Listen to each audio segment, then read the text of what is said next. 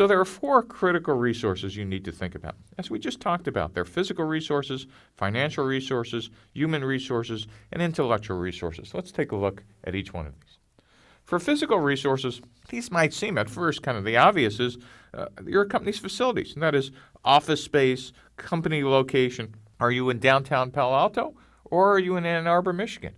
Or are you in Delft in the Netherlands, or Santiago?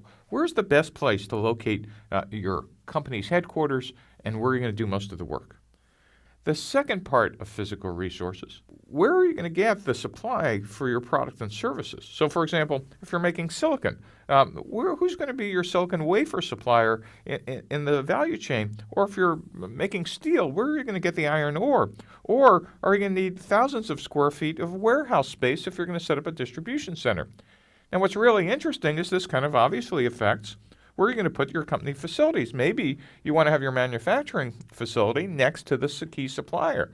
Or you might say, okay, we understand they're distant and we can manage that remotely, but you need to actually think through not only this relationship, but as you'll see, the relationship between resources and the partners part of the business model canvas, because some of these supplies and services require deep relationships, not just ordering out of a catalog, but true partnerships.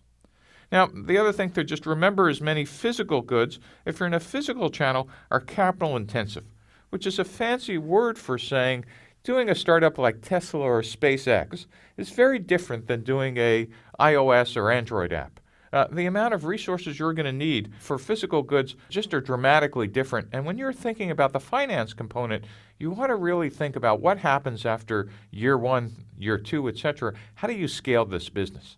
And in the second decade of the 21st century, a good number of clean tech startups and life sciences startups are now encountering this phenomenon. It works great as a startup, but there's a valley of death for capital and scale.